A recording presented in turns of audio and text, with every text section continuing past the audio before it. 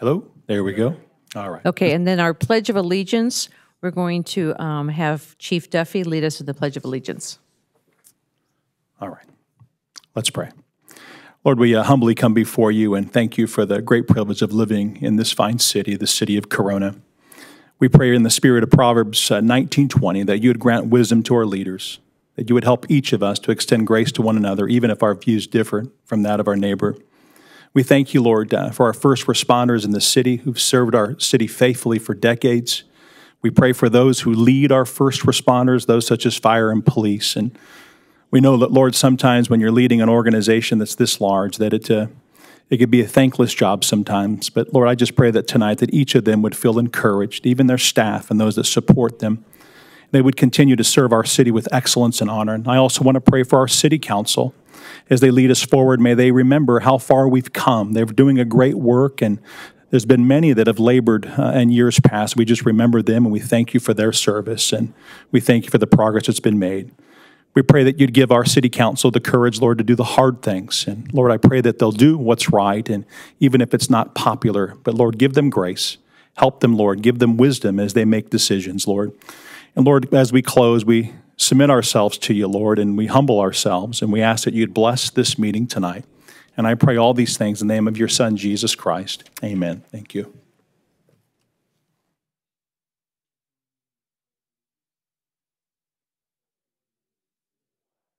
The United States of America.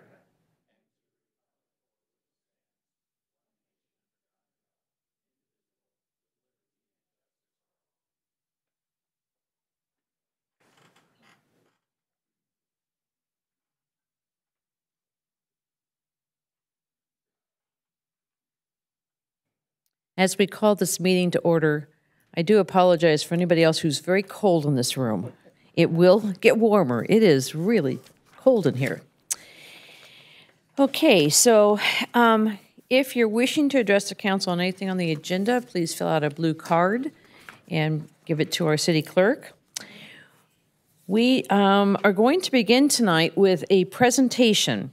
And this came about from some residents that emailed us and asked for an update, a response from our public safety, and I appreciate it. It was timely, and this is the beginning of our working with this, and we're going to have Police Chief James Patton give us an update on public safety.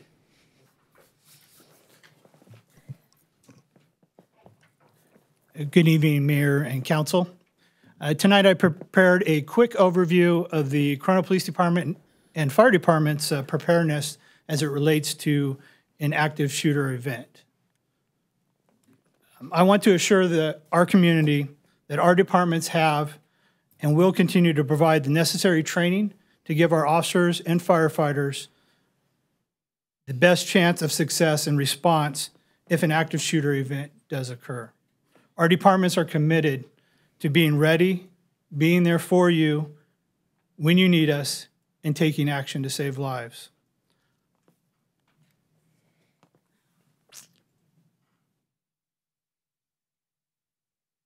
First, a little bit of history on active shooter. The police department started training on an active shooter events in the early 2000s when these events started to really take hold. And our officers started preparing. It really was just the police department and the fire department kind of working separately on the training. And a few years ago, in 2013, 2014, it really has evolved into the model that we use today. And that is we've really partnered with the fire department. We use them. They directly respond with us now. And on our secondary teams, they're actually embedded into the teams, and they're able to go in with us. This enables them to quickly address serious injuries, and this is significantly improving the ability to save lives quickly. The department has trained on the active shooter events at least twice a year in collaboration and individual settings, allowing the officers to be comfortable with the specialized equipment and training that they have received throughout the year.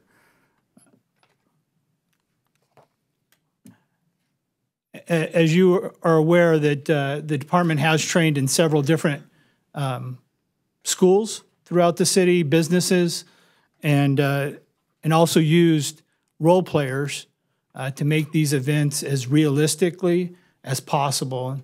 And some of the actual, those that have been role players have really taken that to heart and dressed up and actually put on fake blood and those things to make these as realistic as possible.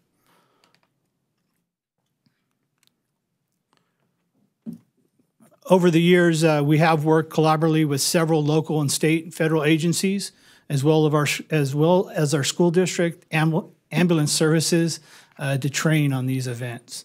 And they're very well organized. We use simunitions as part of this training, and I've been through several of these trainings, as well as everybody in the department is trained on these yearly. And we also train in our briefing trainings and in quarterly training on these. So it's a constant training throughout the year. I want to kind of hit on what we use, what our training base is. It's called ALERT. It's the Advanced Law Enforcement Rapid Response Training. This is out of Texas State University. We do have dedicated team members on both fire and police who train as instructors, so they can actually bring that training back to us. They can instruct it here, and so that we don't send other people to other agencies. We all train right here in our own department. Each year, the staff is trained on the newest trends and techniques because it is always evolving, and we make sure that we train as regularly as possible on the new trends, and this occurs in briefings, like I said. And the next part of our training is to actually bring this training to our community. It's called the Civilian Response to Active Shooter Event, or CRACE class. We just put this out yesterday on our website. If you go to the City Corona website, you go to the police department, it's part of that. We do have a quick link. You can see it up there. It's active shooter training. This training, our goal is to put this training on quarterly, just like we do for Drive for Life. You can go on there, you can sign up. You have 2 different days that are on there for preference. It's either a Wednesday or a Saturday. As soon as we get a response onto which day is more popular, we will put out an email to those who signed up, give them a date and a location for that training. And that training, the size of the class will depend upon the response that we get. The class will be 1.5 to 2 hours long, and it's open to community members 18 years and older. And like I said, you can go to that website. This is brand new. I just put it out yesterday. We will be following up with an email blast through the media on our social media sites. So this is just fresh off the website. So if you have any questions, be more than happy to answer. Does anybody have any questions? I got a couple. Please. How does the message get to you about that, this is going on? Is it just you wait for the principal, someone on staff, at a school, let's say there was an active shooting? Who notifies you? That would come through, 911 calls. Dispatch would be inundated. So there's nothing unique about it then. It's pretty much the same as yes, any emergency. Okay. Yes, sir. And the civilian response, who is that new, or is that something? It's new for us. Okay. It was through the ALERT training course, and we've decided that we wanted to get the community involved and be able to train them. So, No, I think that's very good. Good. And I think that's it. Thank you. Mr. Scott? I just wanted to comment that some years ago, I did have the opportunity to shadow, both following the officers as well as being in the classroom. Very educational for me as a council member and as a school principal. So I appreciate you guys doing that, and I know it's evolved since that time, and some of my colleagues on the school district side have participated as well.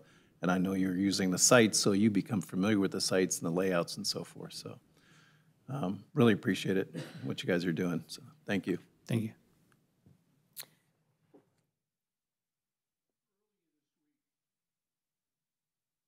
Thank you. Earlier this week, I was asked to read at a school, and I read at I went to a third grade class, and they had just studied about local government. And rather than reading Dr. Seuss books, they wanted to talk about what was happening in the city. And one little girl actually brought up, she goes, "What happens if somebody shoots up our school? What happens?"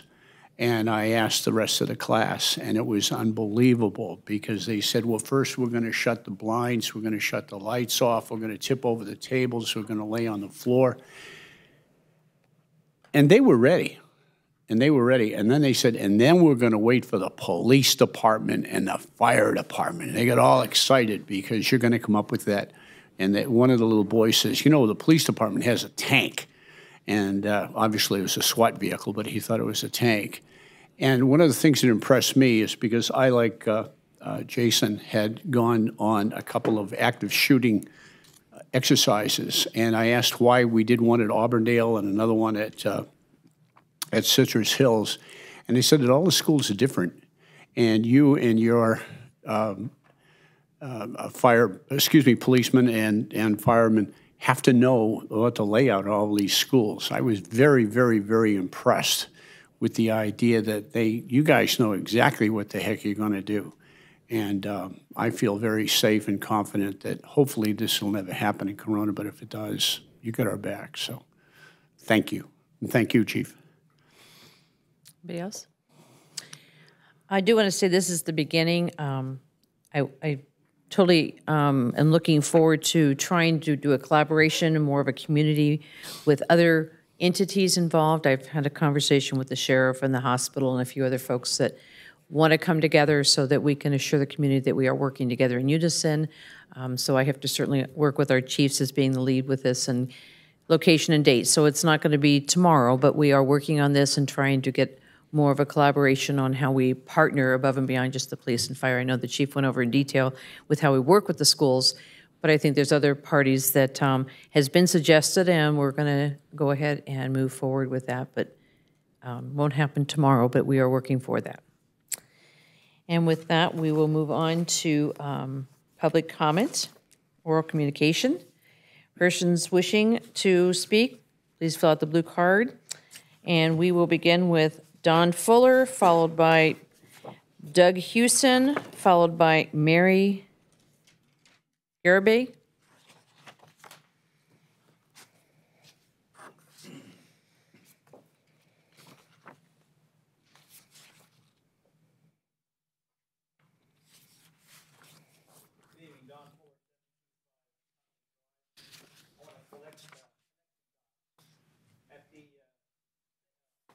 Study session meeting.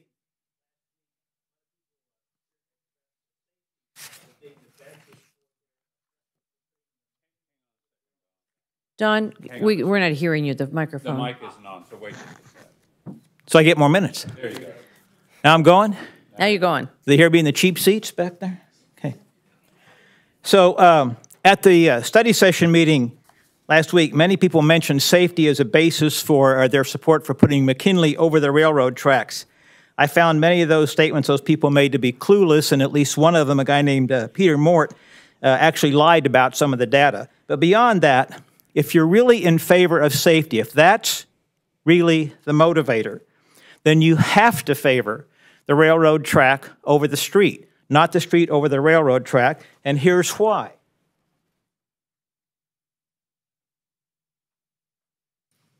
This is the picture. It's a picture that Mr. Nelson showed last week that shows what it will look like there it goes, if the street goes over the railroad track. And each one of those red circles indicates some place where there's going to be an additional intersection, additional traffic lights, some kind of additional confusion for people driving through that area. Each one of those adds to the danger, not adds to the safety. And that's what he said it would look like, whereas if you put the railroad track over the street, you actually simplify the whole area, and you make it much safer that way for the cars. Furthermore, this is what Mr. Nelson said it would look like when the whole project was done. And I questioned him on that, and I said, I don't think it's going to look like that. I think it's going to look like something different. But last week I didn't know, but this week I found out what it is supposed to look like. Is this. And the red arrow points to the bridge of McKinley going over the railroad tracks. Now, if you look at this, this could be built if McKinley goes over the railroad, if the railroad goes over McKinley, or if nothing gets done at all. So why would it make any difference for all that crowd of people to come here advocating for putting McKinley over the railroad tracks? Because as long as you want to pay fair market value for the property, you could do that without doing anything at all to the streets. So I started thinking about this, and here's what I have come up with. So tell me if I'm wrong. But to me, the sudden windfall of $84 million in state gas tax money enables using public money to build the wrong bridge, which is less safe, to clobber the businesses in the area, to ruin the property values, so that KPC can come in and buy that property at depressed prices, scrape it all off, build whatever they want, and leave the traffic less safe, not more safe. Now, I testify in court cases a lot. I was being deposed this Monday. I deal with liars a lot.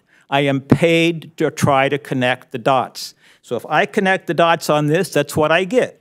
I see a multi-gazillionaire guy with many lawsuits against him using public money to depress the property values, to take advantage of people who are trying to run their businesses there. Is my 3 minutes up? Yes. I didn't see a timer anyplace.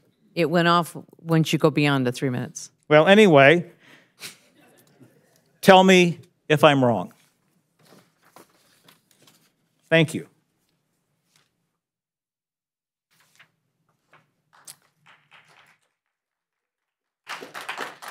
Doug Hewson, Mary, and then Steve Nolan. Honorable Mayor and City Council members and City Manager. I'm Doug Hewson, reside at 2275 Marsant Avenue, part of Corona for over 50 years now. I rise today to thank you, first of all, for your service, personally for my family and the citizens of Corona. I want to express my appreciation, and I want to offer some encouragement, not only to you, but the other wonderful employees of our city, and especially the department heads. It's come to my attention that morale might be suffering at this time, mostly affected by news of budget cuts. And I wish I could go to every employee and encourage them personally. And I would just tell them our city's going to be all right, and I think they are too. I would remind them that this is not the result of anything wrong that they've done, and yet it's mostly the effect of a retirement system that just didn't work out the way that people envisioned it, and now all the municipalities in Corona are experiencing, municipalities in California experiencing the same thing. But we're going to keep our promises to our retirees, and I think they should take pride in that. As they struggle to live with financial pressures maybe they didn't expect, milk, gas, education, all those costs going up, I would encourage them first to exercise their faith and look to God, to have courage and really believe that we're going to make it through together. I would remind them, if I could, every staff member, whether they're in the Department of Parks and Rec or Department of Water and Power or Police or Fire or General Administration, that their fellow citizens appreciate them and we feel for them. We're sympathetic and we care. I hope they can take some solace in knowing that they're not alone and the sacrifices maybe that they'll experience of delayed pay increases, a smaller staff to do the job that still has to be done, that the public's in it with them. we're willing to endure higher sales tax if that's what it takes, reduce city services for a period of time, as long as we meet the challenges together. And I believe in our city manager and our city council, our executive leadership teams. I see you as men and women of great vision, of broad and deep experience and excellent character. And one of the best things we can all do is remain positive in this season, keep a bit of a sense of humor, and love one another. In closing, I now turn specifically to our honorable counsel, Karen Spiegel. I trust your extensive knowledge of city government and your leadership in this season. Jason Scott, your passion for education will allow us to make decisions not just for ourselves, but for our future and our children. Randy Fox, we need your faith and trust and wisdom more than ever. Eugene Montanez, your business acumen and your creativity will serve us well in this season. Dick Haley, your accessibility, your genuine caring spirit, and your sense of humor are valuable. And Daryl, I would run out of time to say all the great things I believe about you. So together, you are the people God's called for this season. You have my encouragement and my prayers. Thank you. Thank you.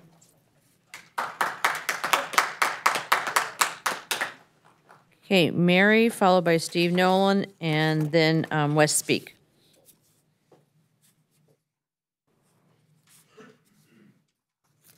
Hello.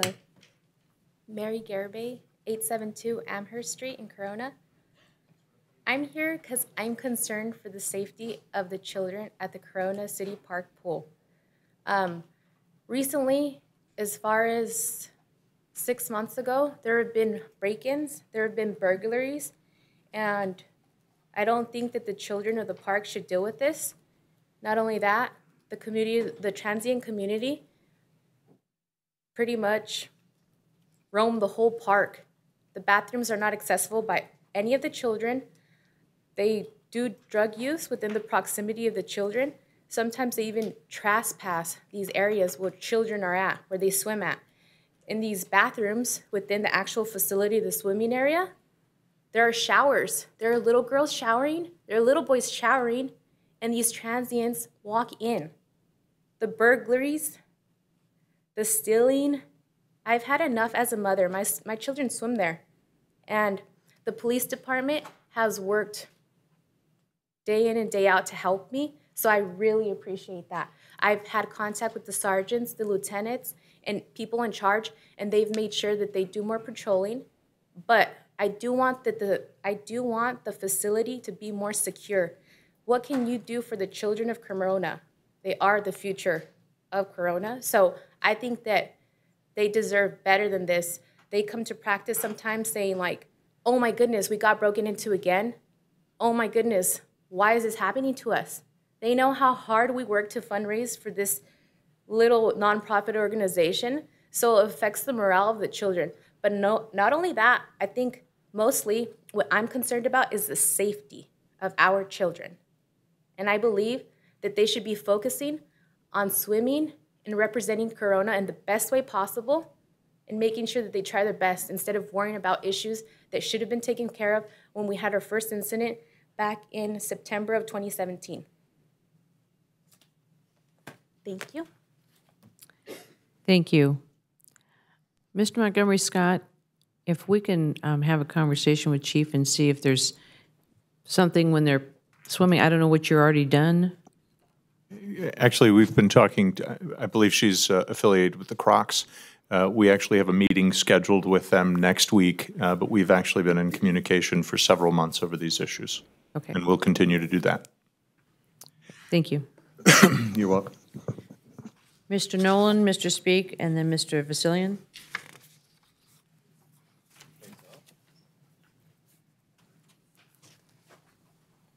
That's good enough. Steve Nolan, former council member, former mayor. I know every one of you. Welcome back, Mr. Fox. Okay, I want to go back to, it's been a great week. It really has. Daryl, you with me? 400,000, you can pay attention, please. Okay. Play Mario Brothers. I want to know about this agreement, development agreement. And there is a development agreement. It may not be on paper, but as you can see from Mr. Chaudhry's website, paragraph 4, he alleges there's a development agreement with the city of Corona. about $1.8 billion with a B. I'm not going to ask you yes or no. I know last meeting I called Eugene and Daryl liars.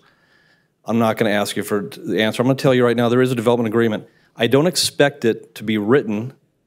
As I said last meeting, I said probably cell phones, Post-it notes. I don't know how you did it, but there's no way Chaudhry spends hundreds of thousands of dollars on the best consultants, KWC, spent a lot of money, the best ED attorneys money can buy. Eminent domain, not erectile dysfunction, but you know what I mean. Maybe you need an ED doctor, I don't know. It's been a rough week for you guys, for me, not. I've been stiff all week. Anyway, I want to know one thing. Who's dumber? Is it you guys or Chaudhry's a fraud? If you you have done some sort of agreement with him. I know you don't want to show it because otherwise people like Joe Morgan would see it. It'd be transparent. There'd be opinions. I don't know. But however you're doing it, there is an agreement. Chaudhry is a fraud. He's a nutcase. I mean, dude is literally got himself photoshopped with the head of India and then Obama. It's the same damn picture. It's hilarious. I wish it's so stupid it's funny. But you're doing business with this guy, Eugene. Are you kidding me right now? Or is he stupid for doing business with you? I mean, I'm going to point at Daryl. Daryl, I know MES has come up recently. That was a failure. Dykstra almost went to jail on that one as a failure. The city of Corona is in the worst shape it's ever been in. And now KPC. Dude, this is not good for your LinkedIn. This is not good for you, and this is not good for you guys. My question tonight, I really want to focus on Haley and Scott. Actually, Karen, you know what? And by the way, I don't want to call you a liar yet, but the hospital, they'll call you a liar. You were at ICSC in last year. You saw this. You've known about this for 9 months. The hospital is pissed. All the support they give you guys, you've given them, and this is how you repay them. I saw the 460s. I know how much money they've given you. But the last thing, Haley, Dick, you're a Marine. Integrity and honor. I'm a slayer of the truth. Jason, school teacher, principal, kids look up to you every damn day. I hear it. Where do you fall on this? Did you know about this agreement? Has it been behind your back? Where do you fall? Integrity and honor, please. Separate yourself from the bunch. Do the right thing. One last note. Montanez, recuse yourself. I heard about the Radio Road thing. If the railroad's going over McKinley and affects Radio Road, dude, you're out. Stop voting. You shouldn't even be here. If it's even part of the meetings and discussions. Last note for Nelson. Hi, Nelson. As you guys do this contract, Nelson, if you give a damn dollar to Brad Robbins or Kip Field, like I'm hearing, somebody is definitely going to jail. I guess business is bad in Duck Creek, Utah, but listen, if Brad Robbins is sniffing around this city looking for a contract or money, say no. Just say no. Mr. Scott, Mr. Haley, please do the right thing. Good night. Mr. Speak, followed by Mr. Vasilian, and then Ms. Vasilian. Good evening, West Speak, 2623 Toomey Lane. I want to say thank you to Daryl and Carrie for spending almost 2.5 hours with me last week, going over budget, answering a ton of questions, and I appreciate it. Both been very open with me and providing me with information. But in terms of budget, I know that you guys have budget meetings over the next 2 weeks, that there's a 7% suggested cut across the board for city staff. And in that vein, I'd like to ask a couple of just yes or no questions.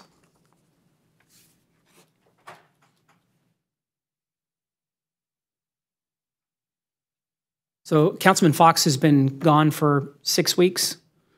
Was he paid during those 6 weeks? I'll take that as a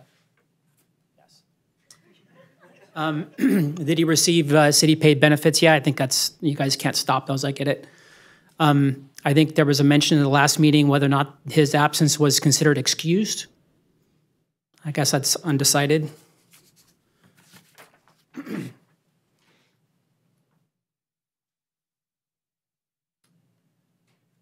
did Councilman Fox request and receive a city-paid internet device called a Jetpack at expense to the city? I think I'd say yes. And was there a cost to the city? I guess we'll find out hopefully at some point. The reason I bring this up is that we have big dollars to cut, and these are small dollars, and I get that. But those cuts have to be deep, but they also have to be precise. That in the city we value different things. I'm hearing that we may have some cuts to the senior center, which adds up to about $2,700 a year. Not a big number compared to PD has to cut $3.5 million. I get it, but there needs to be decisions like this that save us money, that contribute to things like that. We need to make decisions that preserve things like that. And we need to be more fiscally conservative. And I think, Councilman Fox, you put yourself up as a fiscal conservative, and I have not seen it. I've seen it on votes, but personally I have not seen it. And I would like to see it, especially over the next 2 weeks when you guys have some hard decisions to make. Thank you. Thank you.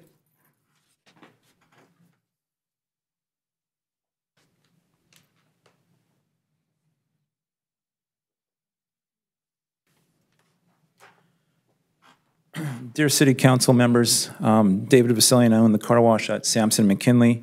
At the June 28th study session, the City Council voted for and passed option number 3, which was for 3 RFPs. One was for road over tracks, one was for tracks over road, and one was for an alternative option superior to options 1 and 2. Why weren't the 3 RFPs done? Why, City Council, did you not demand from the city manager and staff the 3 RFPs you voted for and passed that the staff must provide? Darrell Talbert, you are the city manager responsible for providing the 3 RFPs. Why did you not provide them? Is it because you secretly executed a $1.8 billion redevelopment contract with KPC and Dr. Chaudhry, who has been sued for fraud, racketeering, and corruption in his dealings with the 909 physicians and threatening the health care of thousands of patients? City Council, can't you see this is just another one of Darrell Talbert's get-him-rich schemes? Like in 2002 when he was city councilman and formed a company to try to take over the city's Southern California Edison Electric Services. I can smell the money, wrote Talbert on October 14th, 2002 in an email to his partners. Why do you, City Council and Darrell Talbert, keep lying to us? Why do you keep deceiving us? Why can't you just be open and honest? Why didn't you all disclose the KPC deal and the plans? Mayor Spiegel, you knew about it, didn't you? Did you fly to Vegas to the ICSC show with Bobby and Kimberly Davidson and see the KPC presentation? Darrell Talbert, you knew about the KPC deal and plans, didn't you? And if so, when? Mr. Montanez, Mr. Scott, Mr. Haley, do any of you have the guts to admit that you knew about it? Mr. Scott, you hinted when we met the other day, why aren't you speaking up now? Why couldn't you vote for the tracks over the road and not condemn and destroy our businesses and community? Why has it been done for $100 million or less in other places like Colton, Ontario, and even in Anaheim, which was 10 times more complicated than McKinley's? Where is the RFP for tracks over road you voted for and passed and asked Darrell Talbert to provide? Where is the tracks over road cost study for the public to see in the open? Why did KPC have their own eminent domain attorney, their own engineering firm, experts and consultants at the last study session, all advising the city to pass the road over tracks option and condemning businesses and properties, in particular taking the Padilla's property? Why? Did you not see KPC's $1.8 billion plan to take over the entire Padilla property for building on their land a hotel, apartments, hospital, parking garages with a road going down the middle? The site plans have all been well documented by KPC. KPC is using the city's power of eminent domain to get the Padilla property for their own gain, since the Padillas told KPC several times they would never sell. Now that Mr. Talbert has sucked you all in another scheme of his and making a deal with a fraudster for his own enrichment, you will all be exposed. Thank you.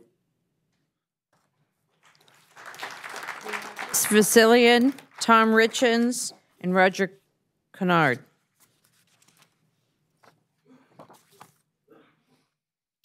Irina Vasilian, owner, Quickies Quality Car Wash, 2197 Sampson Avenue.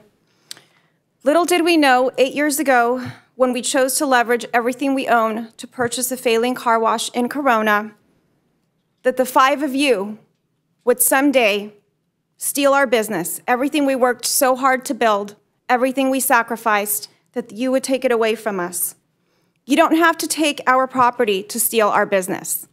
You just have to make it impossible for people to see us and access us.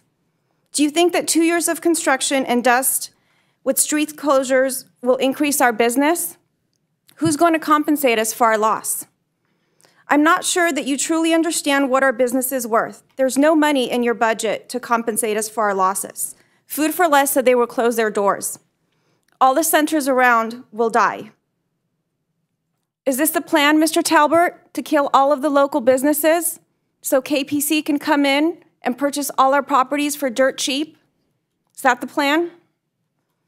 Do you know anything about the $1.8 billion contract with the city that Dr. Chaudhry is raving about on all of his personal websites?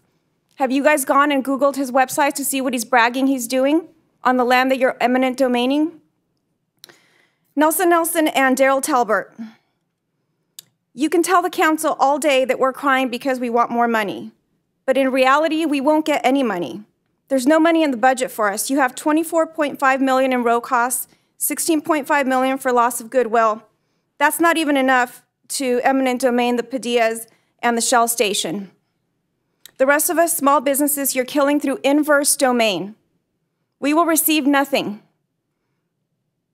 We will lose everything. Mr. Murphy, eminent domain attorney representing KPC at the last study session, made it very clear that we will get not anything because eminent domain law is very precise. Yes, it's in the name of a public works project, but is it really? You had so many other alternatives that wouldn't hurt local businesses. Mr. Talbert and Nelson Nelson did not adequately explore the other options. Is there a hidden agenda? Mr. Talbert, where is the cost study for the $200 million Railover Road? I would like to see that cost study. You've lied to us about how this is a public works project. It's not a public works project. It is a means for KPC to get their hands on land that they're counting on for their private gain. Mr. Talbert, you did not give the council members the information they requested on the grade separation at prior study sessions, and you did not give the local businesses adequate notice that this project will be discussed and what's happening. Before I leave, I'd like to share a small story with you.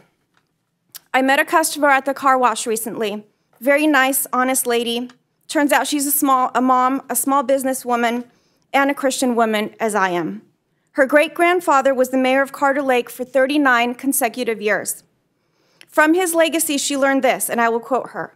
It's hard to make everyone happy, so who do you default to? You default to who it would impact the most, whose lives have been spent to build a city. The 5 of you, on the other hand, are creating a legacy that's the opposite of that. You are voting to destroy hundreds of businesses and thousands of lives, and this will be your legacy if you continue with this scam. And Mr. Scott, a hospital does not justify killing hundreds of local businesses. The difference between the mayor that served 39 consecutive years and the 5 of you is that he had a sincerity towards his brothers and sisters. He actually cared about people. If you did the same, there would be no need for a recall.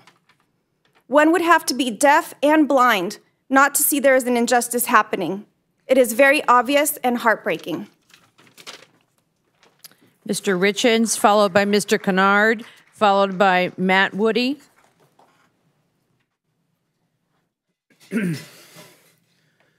Tom Richens, 1031 East Grand Boulevard. A scout is trustworthy, loyal, helpful, friendly, courteous, kind, obedient, cheerful, thrifty, brave, clean, and reverent, and hungry. That is the scout law. There's a scout in the audience tonight. He's taking notes. He's a young kid, obviously. But that first word, trustworthy. He's gonna have some notes on that tonight. I've been warning you guys for years, the evils that come with accepting developer campaign contributions. This scandal, this Dr. Chaudhry scandal, this is it. This is the fruits. This is the evil that you've brought upon with the tone that has been set by this council. You guys all accept campaign contributions from developers. I was really surprised to see one campaign manager in bed with the KPC. So I implore you, the only thing I can think of is when you guys run for city council is to put signs next to your signs. So-and-so running for council, and my sign next to it will be so-and-so took this much money from developers. That's the only way to fight you guys. You won't stop, you won't make a commitment, you won't do it. It's this KPC deal, I implore all of you, if there are any dealings with KPC between the city, you guys, and KPC, get it out now, expose it now. Tell the citizens who own this city what it is. Don't hide, don't run, be honest, be trustworthy, and let it out now. I will tell you the first developer scandal that happened in this city. They were building a railroad from Pomona to Lake Elsinore that would extend to San Diego. The investor behind it was George Joy. This is 1887. He, with some developers, went in on it. The 1887, the economy turned, it went bankrupt. George Joy told Robert Taylor, I'm gonna put my property in with Corona. And that's how we got Auburndale. That was the first developer scandal. That stands to be the oldest to date because it was a whole year into the city. That caused bad blood between our two founders, George Joy and Robert Taylor, to the day that both died. So this scandal needs to stop, guys. This developer campaign contributions need to stop. If today's the day, I implore you to publicly say you will stop taking developer campaign contributions. Thank you. Roger, followed by Matt Woody, followed by Joe Morgan.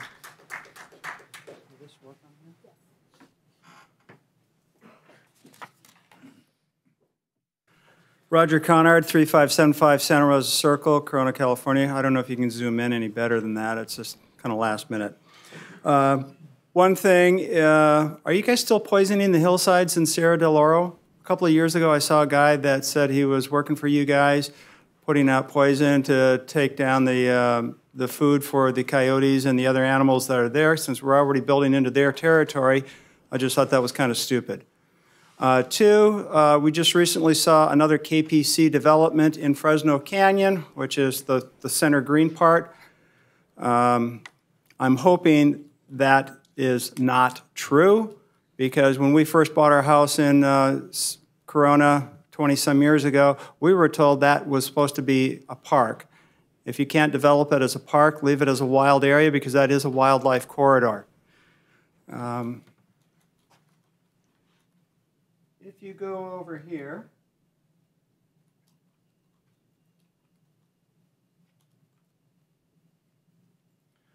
so there's the 91 freeway at the top. The center green is the area where I've been putting my trail cams for the last 5 years. That is slated now for KPC to put in 100 homes plus 4 estate homes. I asked Nelson about that about a year ago, because they were up there with a bulldozer, and I was able to get photographs of their site plan through the cab of their bulldozer, and nobody at the building department knew anything about it.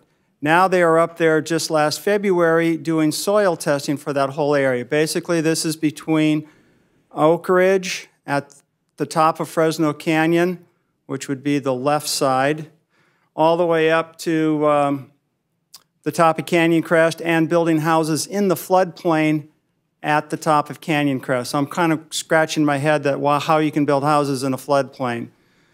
But I would ask that, A, if this, since two things that I'm looking for is, one, you can see the hiking trails through there that meet up with the trails that eventually take you up to the radio towers and into the Cleveland National Forest. You've already screwed up Skyline with outrageous parking, half a mile plus hike into the trailhead. I would like you, with your master trails plan, which we're still trying to get developed, I understand, to maintain access through this proposed development so that I can get from Oak Ridge up into the Cleveland National Forest, because basically almost all access into the Cleveland National Forest on this end is closed off because it's either been developed, gated, or it goes through private property. Lastly, if this project is approved, can we scale it back? Do we need another 100 homes plus 4 estate homes on infrastructure that cannot support what you've already approved? Come on, get a clue. You don't need to develop every square inch of Corona just because you are so freaking broke. Thank you. Matt Woody, followed by Joe Morgan, followed by Bobby Spiegel.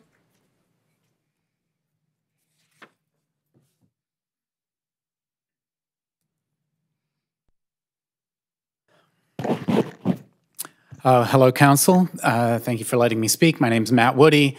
I'm a Corona resident and candidate for House of Representatives here in our area. I've spoken to you before. I've spoken to most of you individually, but there's a recurring theme here tonight from the comments, and I can just say I'm glad I'm on this side and not there. But it's unfortunate because. You definitely deserve it. You've made the decisions that have led to this. Our city's finances are strained to the breaking point, and there seems to be just lots of issues of integrity that are coming to the fore now. And above anything, that's what public service is about. It's about integrity. It's about public trust in our institutions, and that's being shattered here in Corona thanks to the decisions you've made. We've heard a lot about the McKinley overpass and the railroad grade, and the Vasilians talked about their business and the impact that the eminent domain seizure of their property will have, bordering on unconstitutional. But it's just baffling that people who work for this city and who work for the residents of this city can so flippantly make that decision and without even studying all the different ramifications, all the different options, and just hurrying it through. So, all the details have not come out yet. They will come to light. The truth always will win. And that's going to cast a stain on all that you all may have hoped to accomplish for our city, and I'm not really sure why you do it anymore at this point. Most of you have been around for a long time, with the exception of Mr. Fox, who's a relative newcomer to our city. But the results speak for themselves, and the city is not the better for it. So. I'll just echo the comments that many others have made and urge the transparency and honesty actually take root here for once, and that the 5 of you may do the right thing. Thank you. Mr. Morgan, followed by Bobby Spiegel, followed by Paul De La Hoya.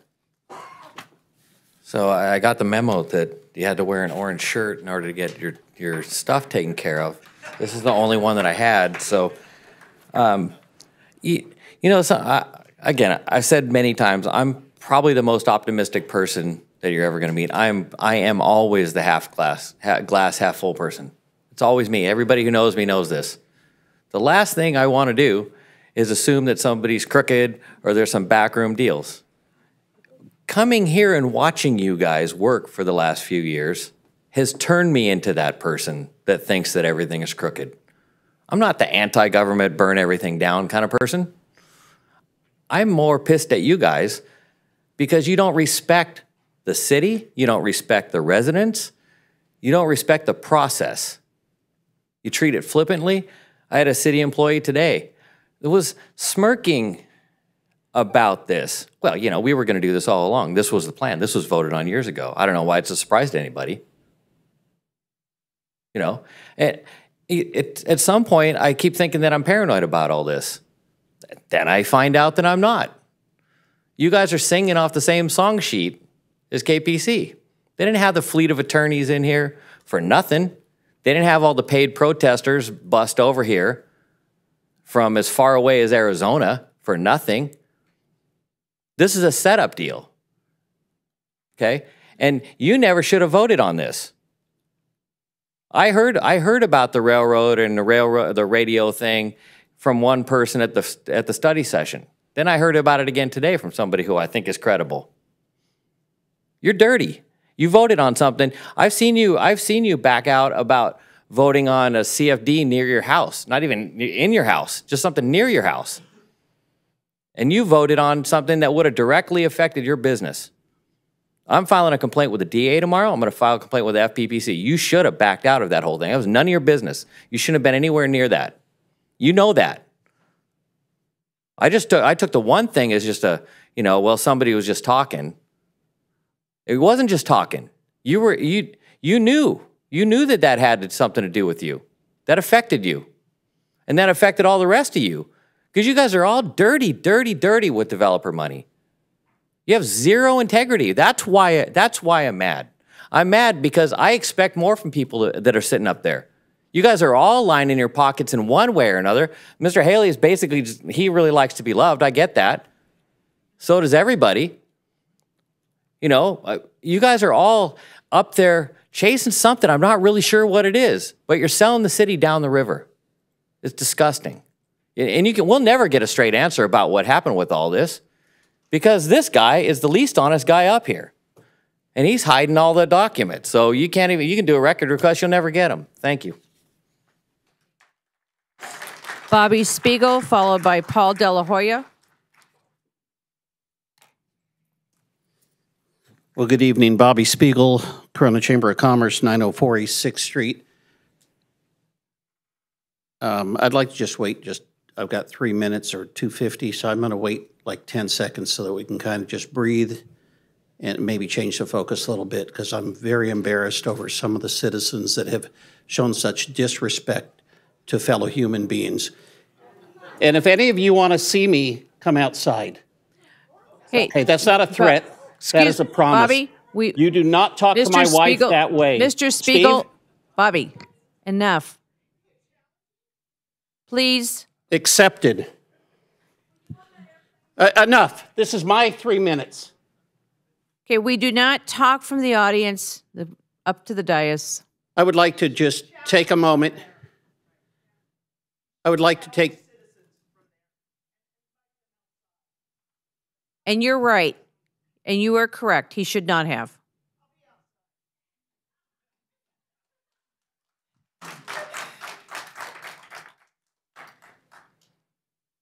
I would like to just take a moment and say thank you to the City Council, to our mayor, to the city department heads who, for the last week, were able to put together quite a beautiful event in Corona. Can we get one of the photos up? We had the opportunity to have a world-renowned entertainer come to Corona, 7 different sites.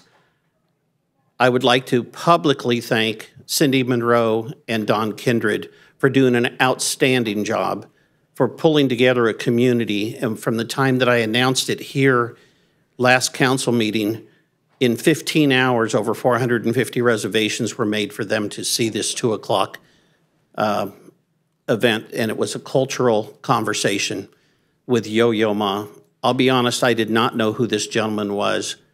But if all of the people that were here tonight could have been there to hear what he had said, what a difference it would be for the community. We had Cat Theater Group that actually entertained. It was absolutely fabulous. You can see the parts of the Philharmonic and the group that has performed here. And of course, I want to give thanks to Congressman Calvert for being able to be part of that. And of course, the crowd that is there, most of the council were able to attend, and a packed facility. So again, on behalf of the chamber, allowing us to be a small part of it, I just appreciate that. With the last 14 seconds, I will publicly again now just say to all of you, I apologize for my outburst. I am very passionate about each one of you. I want to publicly say thank you for your service. You're definitely not paid near the money that you should be, but at the same time, I appreciate everything you've done. Thank you. Okay, Paul De La Hoya.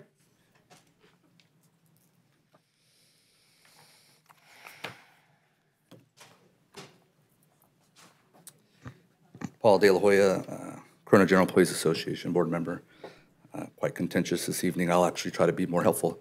2 meetings ago last month, we had a fairly contentious meeting ourselves between our association and the board, and I don't really want to get into that, but in that meeting, you made a reference to police and fire being actively involved with CalPERS and trying to fix this issue. It wasn't mentioned how we're helping as well. So I wanted to kind of bring up to speed on some of the things we've been doing, and in fact, on Valentine's Day, myself and Russ left our wives, and we flew out to Sacramento, and we spoke to the CalPERS board. And I think we represented our city well. I'll be honest, we were firm with them in our directive, encouraging them to change their behavior. But it got us to thinking that on our flight home, we discussed this, and we feel like I think it's time that the City Council, Mr. Talbert, our association, fire association, police, and all the associations, that maybe we ought to look at forming a coalition to address this issue. It keeps coming up over and over and over, and if it truly is the actual cause of what's going on, then we need to address it. And I think that our association was painted in a fairly negative light a month ago, and it bothered me. I elected to be more nice about it today and just say, you know what, part of that's our fault. We need to reach out and we need to put ourselves in the public light in a more positive light and speak of the things that we're also doing. You know, this is not our first trip up to CalPERS. We've actually made several. And in fact, I actually met the CEO, Marcy Frost. She actually took time out of her day to come speak to us, not the other way around. And she encouraged us to continue doing things like this and to reach out to other associations, other cities. And I think it's time that we do that we all work together and stop fighting each other and try to fix this together. And we're open to it. I would assume police and fire and all the other associations would. And it's time for us to reach out to cities like Riverside, Murrieta, Elsinore, whoever. Get everybody up there to Sacramento and fill that room and let our voice be heard. It was, in my opinion, there was more people here today than there was there, and that's unacceptable. So hopefully we can get that done. Thank you for your time. Thank you very much, and I apologize if it was not given you, because I know that I've flown up with Russ before and a couple of the others, so if that was made that innuendo, I do apologize. You have been a part. CGA has gone up there with us too, so I apologize if that was not made clear. Water under the bridge. Thank you. Wahid Karas. Okay, this is the last speaker, unless somebody gives a card while he's speaking. We're going to close public comments then. Hi everyone, Wahid Karas, the owner of Popeye's Chicken. Went home after last time we talked about the railroad over or the road over the over McKinley, over the railroad. And I find it odd that a lot of the people who are wearing orange here talking about the safety and how late they go to work, 10 minutes, 15 minutes, or pick up the kids a little bit late, and they were focusing on having the road over the train track versus focusing on safety, but whatever is most important. They were focusing more on 10 minutes, but were not focusing on how that will damage a lot of people. A lot of people will lose their job. A lot of people will lose their business. Please, I want to put every one of you on the spot here and put yourself in our position here. If you have a business, what you will do. Okay, you're going to do more than what we're doing right now, but you are not in this spot. You're not losing your home. You're not losing your business. Okay, I want to believe there is an honesty here, and I hear a lot of dishonesty stuff going on with the KBC and a lot of money involved. I want to believe that you are a good citizen. One thing I learned throughout my life, that if there is a bad people out there and you try to associate yourself with them or try to help them, you are actually linking your name to them. They're bad people, you're bad people as well. So we don't want to believe that. We want you to go back and look what's the right things to do for the business, for the people in Corona. Everybody want the track over the road. Let's find a way. Let's give it more study. one thing I want to announce in the room is in God we trust. Everyone here in the room, they say in God we trust. We know that God is going to do the best for us over here, and God will help us. So please, please, honor the verse you have in your room here. Honor in God we trust. Thank you. Thank you.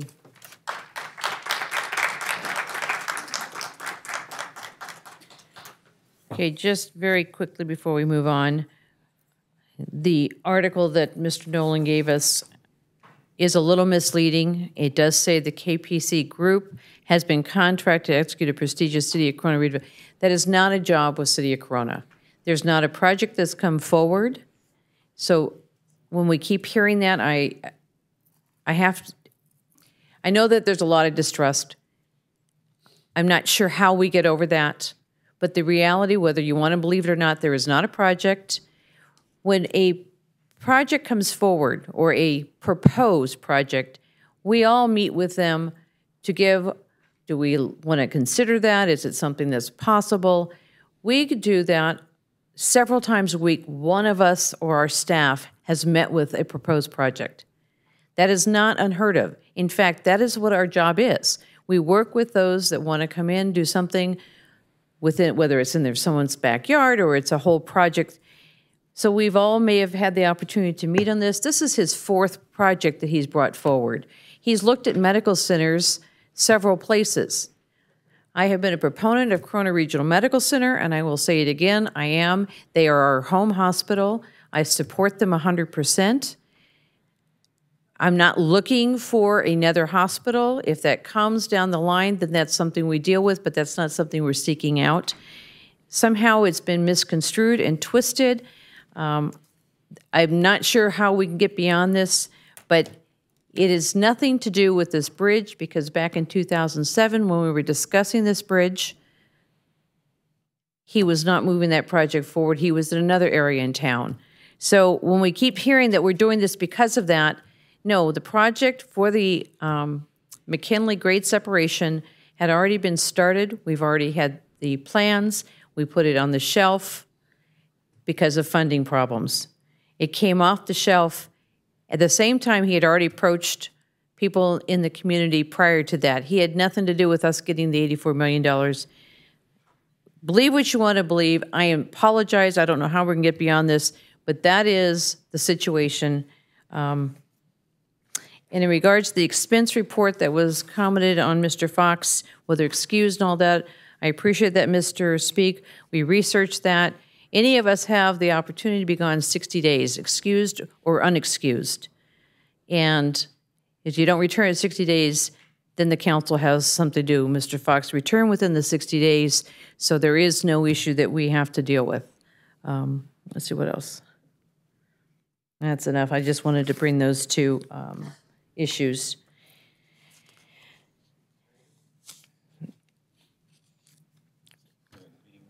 Go ahead. And the next item on the agenda is number 3, meeting minutes. I'll move approval. Okay, please vote.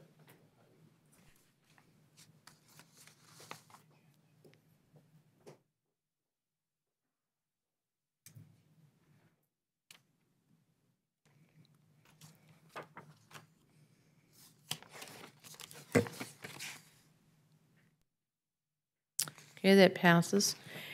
Next is the consent calendar. All these items are on the consent calendar considered to be routine matters, status reports, or documents covering previous city council inaction. The items listed on the consent calendar may be enacted in one motion with the concurrence of city council, or any person in the audience may request the item be removed for further consideration. I am removing and pulling item number 14. Anybody else have something? We do have from the public several. We have item 4 pulled by Don Fuller, item 6 pulled by Tom Richens, item 12 pulled by Don Fuller, item 14, which I've already pulled, will be also speakers for Don Fuller, Wes Speak, and now Joe Morgan, and item 16 is Don Fuller. Did you get all those? Thank you. Okay, I move approval minus those. Second.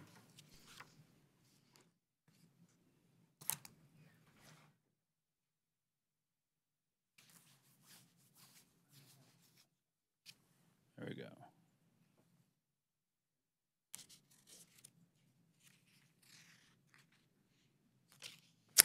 Okay, that passes 5-0. Okay, we'll begin with item 4. Mr. Fuller.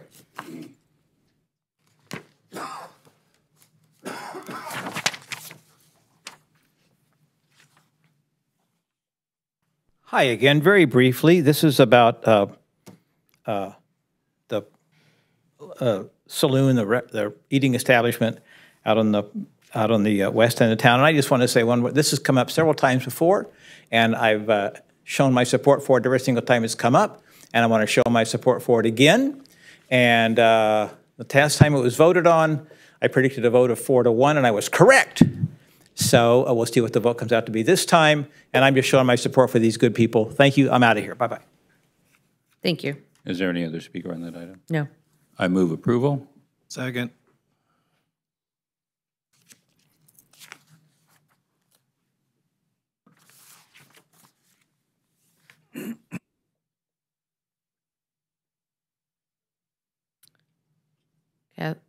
Passes 4 with 1 abstention.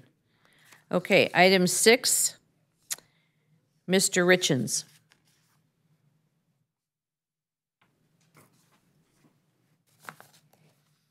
Tom Richens, 1031 East Grand Boulevard. I don't need the full 3 minutes. I was just, and this could be naivety on my part, I just saw the KPC in there. So if you guys could just clarify if this has anything to do with Chaudhry and KPC. That guy's kind of all over the board. Saw some Yahoo posted a picture of him with Elvis this week. So if you guys could just let me know. Thank you. All the Elvis. It just says KPC Parkway, not KPC the business. I just want to clarify for you. No, we're good. We're good. Okay. Just wondering.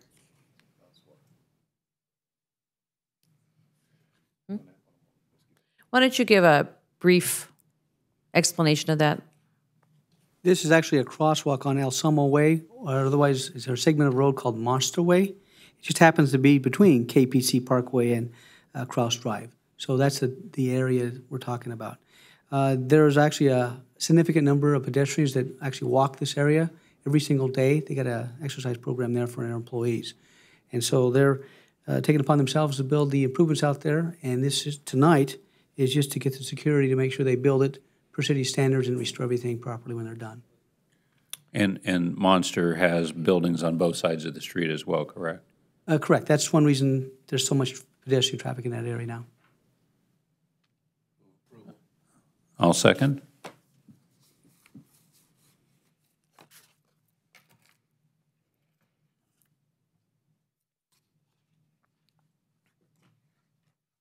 That passes 5-0. Next is item 12. Mr. Fuller?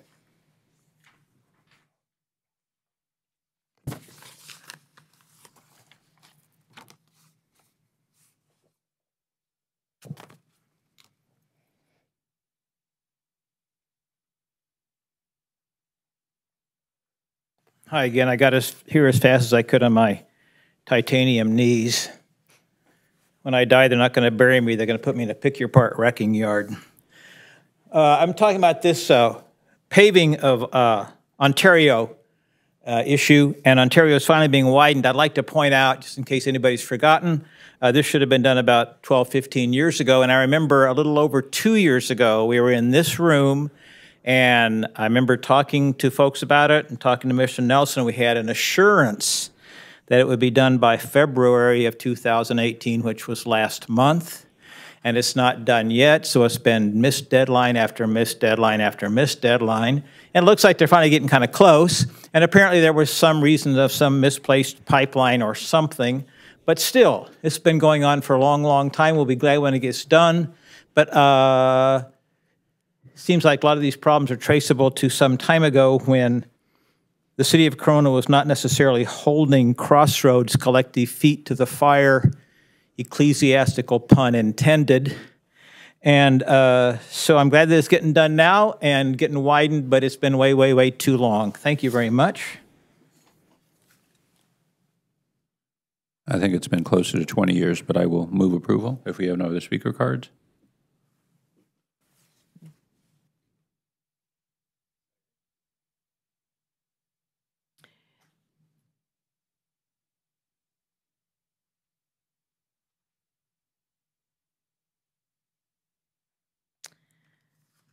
Don, don't go anywhere. Oh, you didn't. Good. The next item, 14, is Don Fuller, West Speak, and Joe Morgan.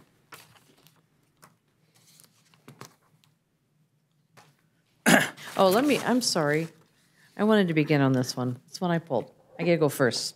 Am I here or? Stay right there. Stay here. Does my time start yet? Because I gotta start. No. I'm gonna talk first, but just stay right there. Okay. This is, you got plenty of time. This is an item that, you know, we hear comments, and you're gonna hear comments, and it's because of listening and hearing that there's some need for some adjustments, and that's the reason why we're pulling this forward. It's something that we take and hear what you say, and we try and fix those little things that we can fix, and I appreciate it. So that's the reason this is on the agenda and that we've done some tweaking. So thank you. Go ahead. Okay. This is, for those not familiar with it, this is an amended policy for handling expenses covered by, incurred by officials and employees of the city of Corona. And there's a question I have. It said that approval by the city council before a person takes on a trip. Does that mean approval by the city council by a vote in public in here? Is that what that means? Yes, sir. It does, okay. So that means there has to be some pre-planning before somebody goes. And there is also a provision for a mayor being able to make a last-minute sort of a thing if that's required as well. And there is also a City of Corona advanced travel request form for both employees and for officials. And I think all this is a good thing. And I would like to remind you that the reason this exists, Preacher Fox, is because you were found to be unethical in the way you spend money from the city. You were the one who took that junket to Washington, D.C., misused public funds, falsified the expense report, lied about it. It's on the video archives for the November 15th meeting. I was the one who filed a complaint with the district attorney's office. I see you writing something down, so you'll probably have a Bible quotation for me at the end of the meeting. And that's why this exists. So we've talked before about people having a legacy. This is your legacy. This document right here is in print as your legacy, Preacher Fox. So I hope, this being an election year, whenever somebody's competing against you for a very selected office, they bring this up. I hope that if you're in like a candidates forum and the public comes in and there's a question and answer period, maybe some citizen will come in there and ask you about this, because this exists specifically because of your unethical behavior. Now, I maybe in your mind, you're blaming this on me because I've been bringing it up at every single council meeting since November the 1st. We're into the 5th month. So if you want to blame this on me in your mind, fine. I don't care. It runs off. But the truth is, none of that would have happened without your unethical behavior on trying to fudge money out of this city for your junket to Washington, D.C. And that's the facts of it. You take that away, nothing else happens. Look, I've got a half a minute to go. And Ms. Spiegel, thank you for your kind remarks as well, ma'am. But I don't want to deflate your thing. It's not just him. It was all of us that have taken trips that we need to be planning ahead and getting permission. So it was taking your comments and making it for all of us, not just Mr. Fox. But thank you. West Speak 2623 Toomey Lane. I want to say thank you very much for doing this. I think I spoke about a revision or some changes to this, and Councilman Fox agreed with me, and I thought that was really good. I want to thank you for also putting the red line document so people could see what the changes were. That was very helpful. And I would put that up as a model for citizens' involvement and the city being responsive. So I want to say thank you very much for that. And again, I've noticed over the last couple meetings the red line document a few times on different things. I thought it was really good to be able to see, especially if you're not following. You know, I'm one of those weird people that read every single thing that you guys put out, but most people don't. So seeing the red line document makes it certainly a lot easier to track, and I wanted to say thank you. Thank you. Mr. Morgan.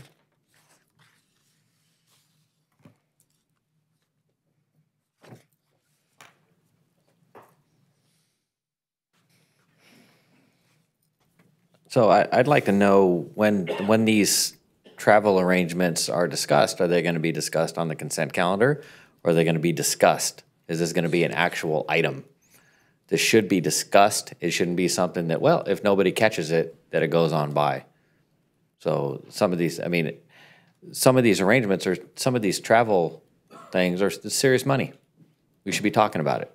You know, if we're looking under the couch cushions for dimes and nickels and dinging the seniors to try to make a point, then we ought to be talking about travel that costs thousands of dollars for questionable purposes and have it be questioned.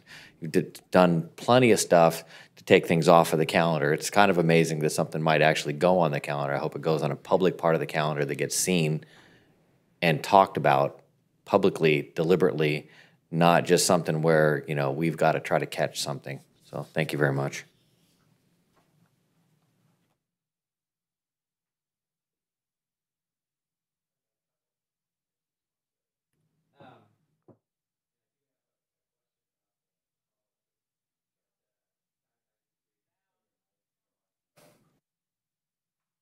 I disagree with Don completely. I think he's the one who's a liar. In fact, I know he is, what he said.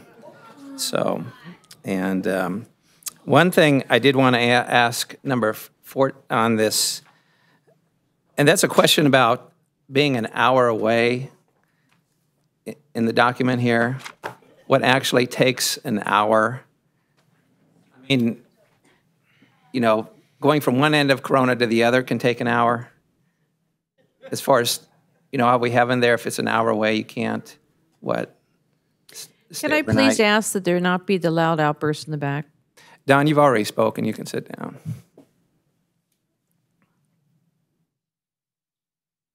You understand my question? Well, I think generally what we would consider is Los Angeles or Palm Springs would be kind of, in my mind, where you're talking an hour, regardless of whether traffic would be involved or not. Right. Would be in my mind. So you're saying the mileage takes precedence over the time. If I can, I'm trying to get to that section. That is not a section that is changing as part of. No, it's not. No, it was before. But that has to do with whether lodging would be approved. And so what it says is lodging may be approved for attendance at conferences, seminars, or meetings that are in excess of 65 miles or 1 hour of one-way travel between the meeting, conference, and the location. Right. Of the location, the city employee's work location or residence, whichever is closer. And then on a case-by-case basis, the city manager can approve an exception to that if based upon the situation, it makes economic sense. And so I think in establishing that part of the policy, what staff was trying to do was to create an economic justification for staying overnight at a conference that maybe, you know, is in Orange County or something. Right, that in Orange County is what I'm talking about. Yeah, so yes, there is, I think staff tried to deal with the possibility that the mileage and the time may be different, right? 65 miles going in one direction is going to be different than 65 miles going in a different direction. That's why there's both mileage and a time component and an ability for the city manager, obviously, to make an exception. So what's on tonight's agenda has to do with staying overnight anyways or airfare. And so this particular provision wouldn't come into play, but if there's a suggestion for an improvement to this particular provision, we can certainly talk about that and bring it back at a later meeting for sure. But it's not, I don't think it comes into play with the changes that we're talking about tonight. Well, I think one of the issues would be at times if there's a 7 o'clock, 8 o'clock meeting start in downtown Los Angeles, it gets to be very hard to get there. I mean, I know I did that the other day, but I had to leave at 4:30 in the morning, which I chose to do rather than trying to spend the night there because just dealing with that was more than enough trouble. So, but some people, you know, may feel more secure spending the night so that they're there for early morning meeting. And I would imagine, and maybe Ms. Eden can talk about this because maybe she's seen this situation example more than I have, but I can see it, the conclusion being that even getting into LA in the morning could be an hour, you know, obviously an hour commute, right? So it would be something that would likely be approved in that situation, unless the employee, for instance, lives in Pasadena. Right, and so this is taking into account where the employee would be coming from. So if it's an employee who lives in Pasadena who's going into LA for a meeting, that might not be approved. But if the employee lives in Temecula or even in Corona and is going into a meeting, then the city manager could approve staying overnight because it would make more economic sense, obviously, to do so. So, did I miss anything on that, Carrie, or is that? No, you didn't. You explained it very well. Yeah.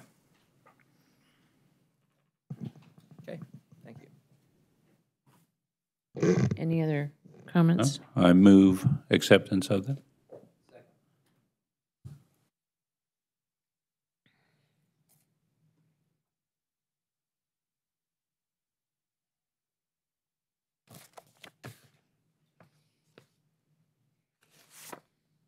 Okay, that passes 5-0. Item 16, we now have Mr. Morgan, but first Mr. Fuller. You're right there.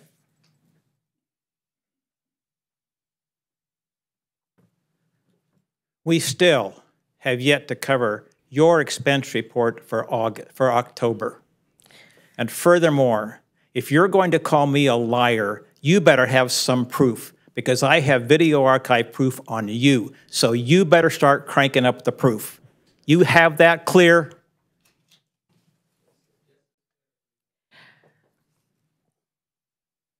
Mr. Morgan?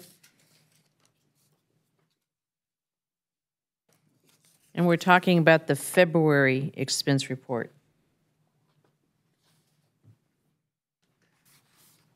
Well, I would add that Mr. Fuller is not a public figure. You should really watch that kind of stuff. He knows lots of attorneys, so you should really watch it. And if it comes down to credibility, I mean, you're turning in another report. You've been caught on these reports many, many times, turning in things that are not accurate, deliberately misleading. Is there something specific on this report, I'm Joe? commenting that maybe we ought to check out his mileage statement a little closer on a regular basis, I given did look his at this history. one. Is there something Well, how specific on how this about you one? mind your business and I have my 3 minutes? I have 2 minutes No, and you 20 have seconds to- to speak about his expense report. On I think this we've February- established that I No. don't care what your opinion is on my comments. Okay? So you sit there and be respectful to me, and I will try my best to be respectful to you. Okay? We have a credibility problem when it comes to these things. So we still haven't heard the result of the previous report, as he said. So now we have to start looking at these things, you know, checking mileage, you know, watching what's going on. You're up there, you're public figures. You're turning these things into public. Okay? I haven't seen one for you. You don't seem to have to be subsidized to go to a meeting. I admire that. Mr. Haley used to, you don't do it anymore. You seem to have grown out of it. Good for you. Thank you. I never see one from Mr. Scott. I've seen some really questionable ones from Mr. Montanez, and straight up inaccurate, fraudulent ones, I would say, from Mr. Fox. So how about opening up this process a little bit more? How about talking about the travel expenses that you turned in? How about let's hear the results of that? Let's find out. You're not an employee. You're an elected official. The rules are different. Thank you very much. Mr. Woody?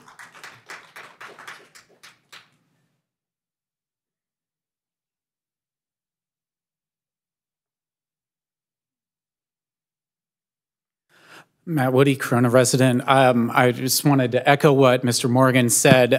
This is a credibility issue, and again, like every situation we find ourselves in, it's because of choices that we make, and in this case, certain choices that Mr. Fox has made have led to great distrust by the public of his expense reports, and so I hope he's not going to. So I've never spoken directly to any one of you from the microphone here. I address my comments directly to the council as a whole, but in this case, I'm going to speak directly to Mr. Fox. I hope you're not going to call Mr. Morgan a liar. I think that's extremely unbecoming of a public official to. Your comments to Mr. Fuller a little bit ago just showed pure open contempt for a citizen who was speaking his mind. You're a public official. You're elected to this office with the trust of the people who voted for you, and it's your job to take it. And the rest of you probably understand that as well. And hopefully you will not show the same kind of contempt to certain citizens, no matter their harsh words for you. Again, it was your choice. You ran for office. You chose to serve. If you don't like it, if you don't like the heat that comes with it, step down. There's plenty of other people who are eager for a chance to do our city proud. Thank you. Okay. Do I have a motion for this item?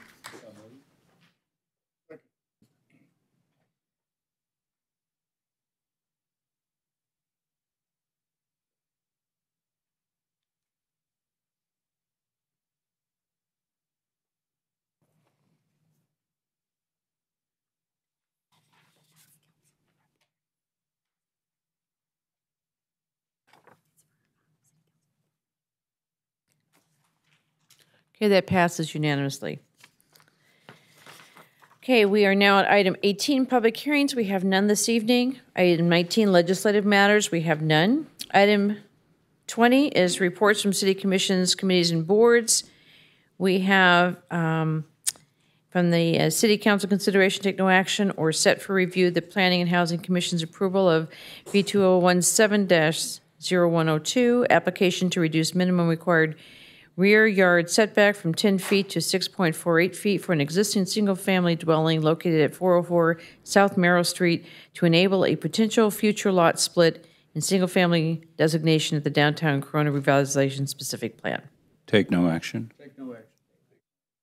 Okay. Item 21, City Council written committee reports. We have none. Item 22, oral written reports from regional boards and commissions. I actually had two this month, and the main topic was at both of them, so I'm going to kind of combine the two. First one is the Riverside County Transportation Commission, Western Programs and Projects. We did do some project updates and service agreements for traffic home transportation. An interesting conversation on the 15 with Fast Track, new change in the transponders to a 6C transponder. Quite a lengthy explanation of the 6C and the ability to no longer have the transponder, but a almost like a strip. Thank you, strip, and that we put in the windshield, and so it's actually where we can have more for the vehicles, less expensive. You have the account. Then the problem that many of us have of moving transponders around between vehicles. So it's an interesting new thing that we'll be experiencing. The most interesting was the one I also said was going to be on, or was on the SR 91 Advisory Committee meeting, and that is what we've heard here, but a little more in detail on the State Route 91 corridor improvement update. And that's what we've been asking for updates. Very extensive, talks about the I guess you would say 6.5 of the suggested improvements, and narrowing it down with, they called it fine-tuning the corridor. talking about the corridor efficiency, the financial commitments to lane access, and really spoke on the demand and over the yearly, how it has increased, and the different areas onto the 91. Complete slide explanation. And I do want to commend, we've had several members of the Greater Corona Traffic Alliance that have attended both meetings. So they are very well versed also on what's been presented for these, the hot spots as they're calling it, and the procedure of moving forward with the 6 different,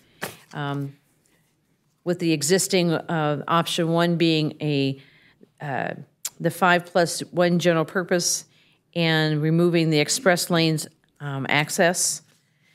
And then option 2 was shifting the express lane access lane, that buffer lane, and opening that up as more of a in and out lane. So it's not solely just for the time of the ingress and egress. Option 3, which seems to be one express lanes continuous weave lane. And then option 4 is the general purpose to extend from Green River down to the 241. And that would be just making that additional lane from Green River to the 241. 4B, when I was saying a half of one, is turning the meter off at Green River. And that's a continued discussion with Caltrans. That's not anything that we have choice of, so that has to be a conversation with Caltrans. And that is occurring. Option 5 is the same thing of extending the general purpose lane from the 71 all the way to the 241. And then option 6 was the general purpose lane, express lanes to Green River with a combined continuous weave. So these are the ones they're looking at, as well as looking at extending the entrance at the I-15 north going on to the 91 west, trying to ease some of the problems at the I-15. And whether you add a complete lane or just extend the existing or both. So that was the conversation. So these are the things we've asked for an update on a monthly basis so that we make sure that these are done. It was made very clear that we need to do whatever we can quickly. Even if there's a long term, we need to do some short-term fixes. Not tweaks, but fixes, Wes. And so this is the conversation, and we do have members of the public that are very actively involved, and I appreciate their time and their dedication to make sure that the information is accurate and they're involved in the process. So thank you. Okay. I had a question for you. Yes, please. In regards to the transponders versus the strip, everyone is going to have to change that out, and has there been discussion as to how that will happen for citizens that have the transponder to make the switch? Well, the current transponders can be, we're going to phase those out. So it won't be an automatic. They're just going to be somehow swapping them out, and that's the decision we're trying to work at. Thank you. Okay, we're not going to have public comments come before. Okay, we're moving on to administrative reports. Item 24, City Council consideration to adopt resolution number 2018-01. Excuse me. Citizens have the right to comment on any item before the council, during consideration by the council. Period. Authorizing the issuance of bonds of community facility districts number 2016-2. You might want to ask the city attorney about that. It's an agenda item under consideration by the council. Citizens have a right to comment on it. It's before or during the consideration, and she had already closed the consideration of that item. I turned in the card before it was done. When did you receive the card, Mayor? Not when she received it, it's when I turned it in. I can hand it to you directly if you like. If that makes it simpler for you. When did you receive it? So Mr. Scott was already talking. We can check the tape. Okay, in the future, Mr. Morgan, in the future, when the comments are done and we've already moved on, that's consideration, discussion, you have to have it in. This time I will allow it, but in the future, no, you need to be doing it ahead of time. I placed the card when you were talking. The item wasn't over. There was no consideration. There'd been no additional comments. Okay. I wanted to thank the Greater Corona Traffic Alliance. Many times in here, we were told that this is not under the council's purview. It's not your responsibility. If you don't like the traffic, call Caltrans, call RCTC. So I just want to point out that a small group of dedicated citizens has put this on the agenda, and you know, you did you know, respect that effort. So, you know, and I want to put my respect in for that effort. You know, that for you guys to say on these matters, these serious matters, that it's not your responsibility. It's not really our responsibility either, but we're doing it. Our residents are doing it. They're taking up the load. So thank you very much. Okay, again, administrative reports.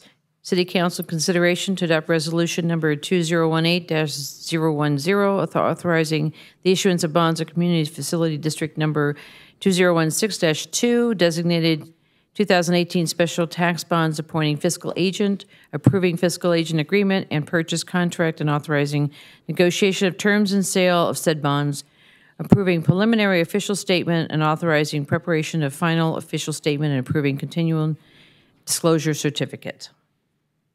Does anybody report from Ms. Eden? Okay, seeing none. Move approval.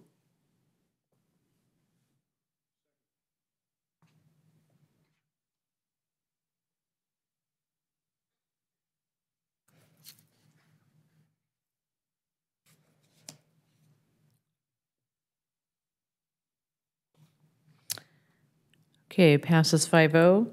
City Attorney report and comments. City Manager. Yeah, I wanted to take a minute to circle back to the study session of Wednesday. It seems like there's a little bit of confusion on where we are now and what will be happening and what Nelson and I were supposed to be producing.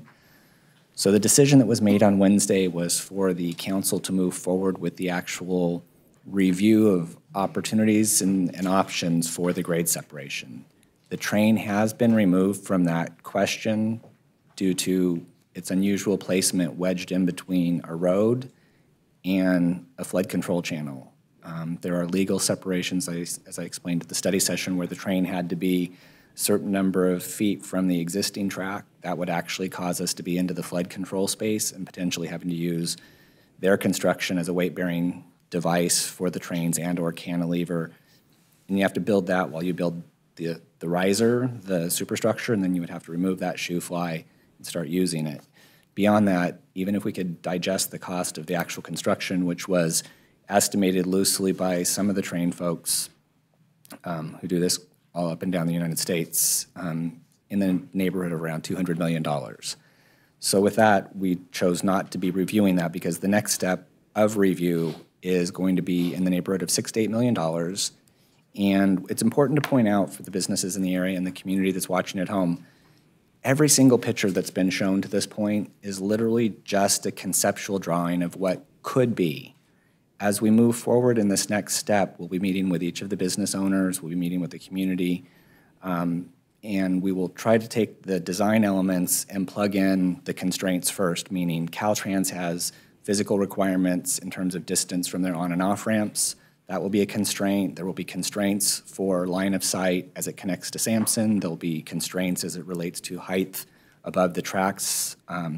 So once you plug all of those in, there's only a handful of variables that can really be discussed in terms of, you know, can the street move one way or the other slightly and still meet turning radiuses and legal requirements in terms of design standards. Already to this point, Nelson and I have met with the Badia family, their representatives. They came up with a really great idea in terms of what they would like to do with their property. Nelson left encouraged in terms of their desire to sort of future the property, allow us to use it for staging for construction, and then when we were to leave, they would have their driveways, all their utilities stubbed, and everything that they had described or hoped for in the process. At the same time, I've talked to Mr. Rodwan of the gas station. He seems happy with the process and the time and the interaction that's going to happen between now and before construction ever starts in the next couple of years. I have emails out to Ms. Vasilian. I'm hoping that her and her husband can come in because we really would like to talk to them about how we can shrink it up and give them better access and better signage. And as part of construction, as we know from the 91, people are compensated for impacts during construction. I know it's been mocked and laughed, but everybody does spend a lot of time trying to attract business to Corona. We do a really good job at that, and the last thing we want to do is hurt business in Corona. In fact, Mr. Rodwan and the Padillas have been friends and neighbors of ours in the community for a number of years, and the Vasilians have made huge investment in their operations. We'd love to keep them around as well, and to that end, Nelson and I will personally be doing all of this, and so far, both of our meetings have gone well. The second point is this concept of a $1.8 million redevelopment contract with KPC. Billion, oh, that's right, $1 billion. You know, I think the level of slanderous statements and libel that I've read are disappointing on many levels. A contract can't exist if a contract doesn't exist. So one of the speakers came up and said, well, probably doesn't exist, but he's a shrewd guy, so it has to exist. I would argue that unless someone can produce a $1.8 million contract signed by the city of Corona, myself, any council member, any prior people that's in effect today, I think they owe all of us an apology. It doesn't exist. As was stated, I've worked with Mr. Chaudhry's company, KPC, off and on for nearly 15 years. I've seen my share of pretty pictures, starting at the Corona Mall. I've seen medical campuses on property owned in Sierra del Oro, and we've all seen pictures in McKinley Hills. That's what we do at the City of Corona. When people have an idea, a dream, they come and show it. But it doesn't mean it happens. I can't tell you the number of times where the horses are at Green River. I was thinking back, probably 50 different renditions of what could be where the horses are and what that mountain could be. In fact, Mr. Nolan himself hosted a barbecue at the old Backwoods Barbecue in Sierra del Oro when things were good. And his cowboy friends came in, and we had great visions of they were going to open up a ranch on top, and we would have shopping down below, and it sounds crazy, but it would have been great. We would zip line people from the top down for food and entertainment and outdoor stuff. That was a great idea. We met a number of times. Steve hosted, fed me my favorite food, which is, you know, sausage and hot dogs and his spicy chili, but it never happened. A lot of things that we all spend our time on never happen. So to that end, it's unfortunate that Dr. Chaudhry's been beat up. It's unfortunate, obviously, for me that I've been beat up and slandered and history drawn and pulled forward. But at the same time, I want the public to know that we are working with the businesses. The Vasilians are here today. I have 2 emails out to them. I'm hoping I'll hear back. But it's not a fast thing. No one's going to wake up and go, holy smokes, there's a grade set. There's a long process. There's a lot of engagement. And the law says it's the least impact to the businesses and the greatest public good. So there's a balance that has to go on. It's very structured. So to that end, we want to be meeting with Food for Less and everybody else and moving that on. But in the interim, after 52 years in this community, the level of bullyism and negativity and lack of decorum I've seen in this council chambers breaks my heart. I've been a public servant for a number of years, over 20 now. And, you know, not every decision people make is great. Not every decision is bad. Not everything in Corona is bad. There's a lot of great things going on in Corona. I mean, the chances of cities landing Yo-Yo Ma to come and talk cultural arts, that's pretty rare. This council took a leap of faith with the staff, and we invested a lot of money in creating a cultural hub in the downtown. The building's full, people waiting to get in.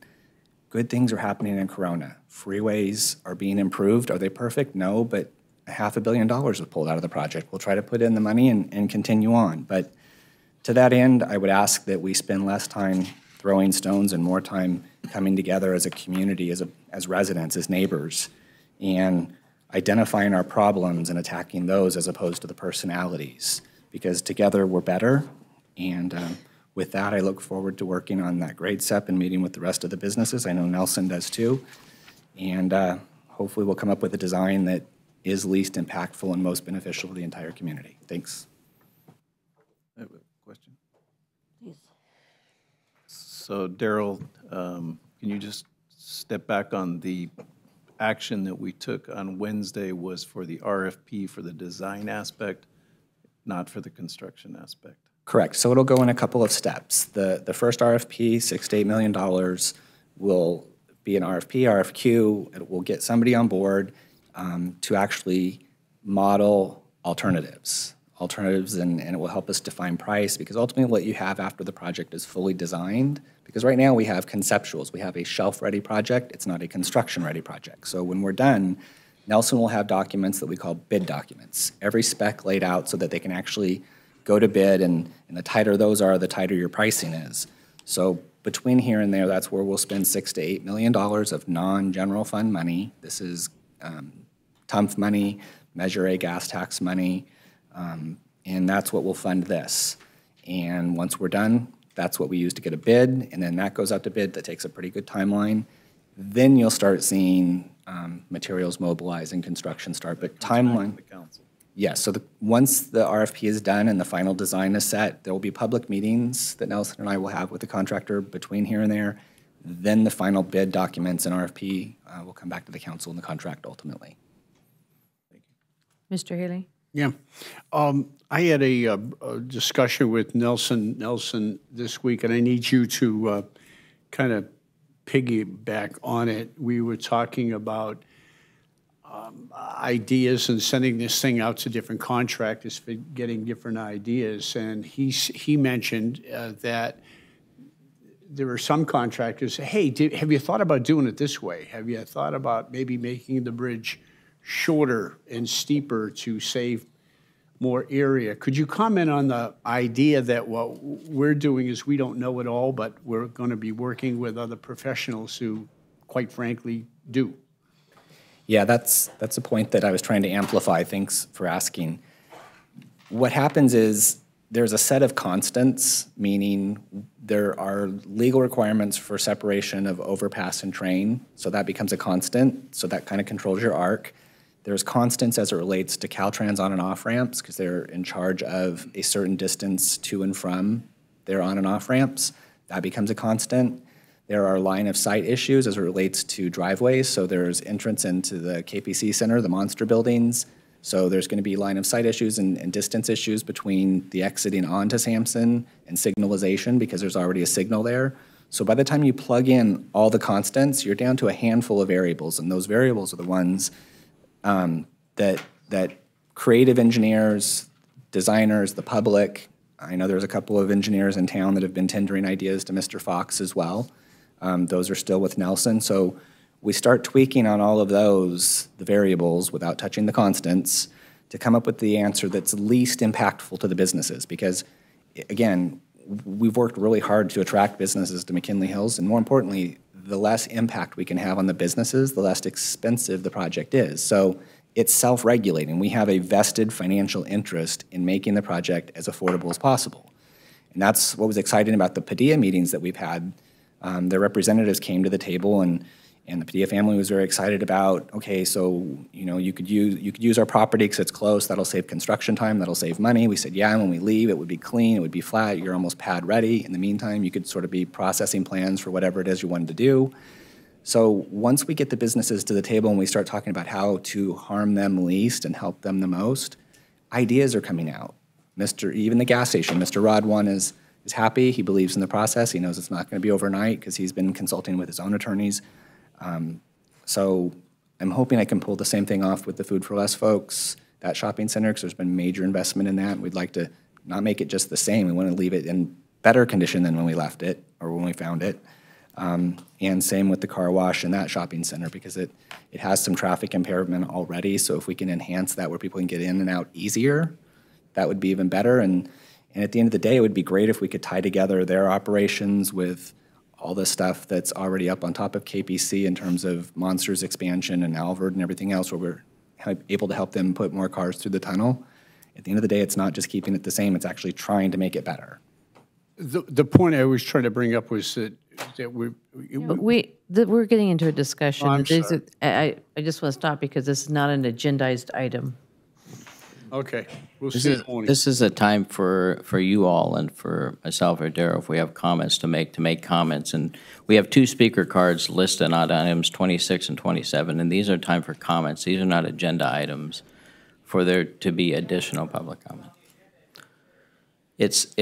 You have an opportunity to address the council on items before or during their consideration of those items. These are comments being made. No, these are an opportunity for the council members and for the city manager and city attorney to make comments about things. If there's reports for consideration of the council, they'll be listed there specifically.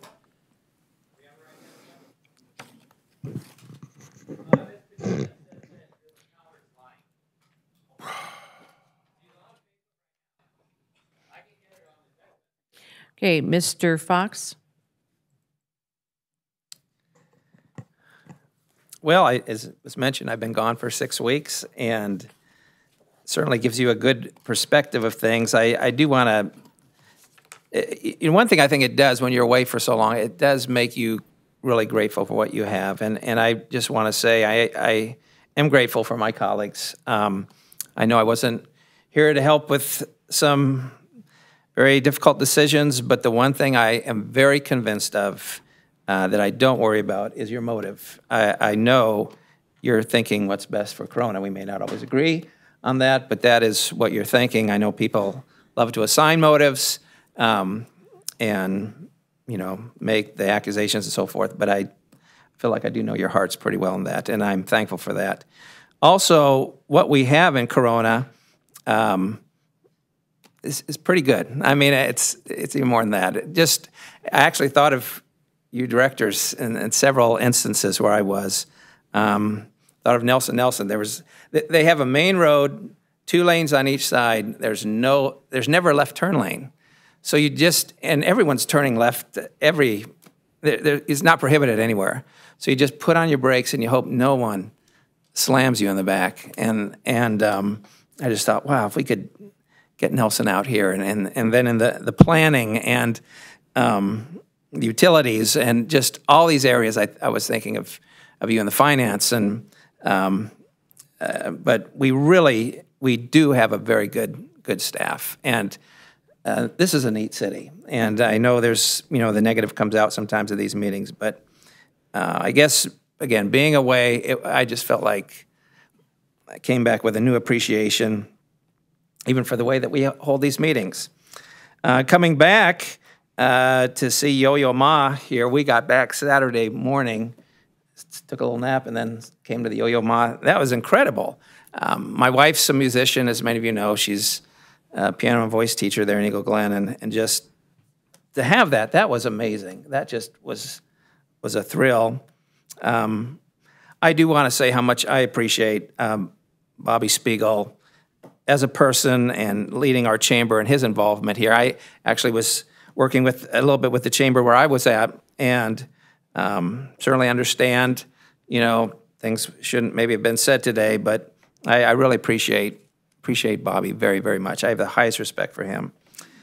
The CalPERS Coalition is an excellent idea, and I would, if I can be part of that, that is such a huge problem. So whoever the guy was that brought that up, can't remember his name, but let me know what I could do. That's I think, extremely important. And then finally, to my wife, who's hitting a mile marker for her birthday, I just want to say happy birthday.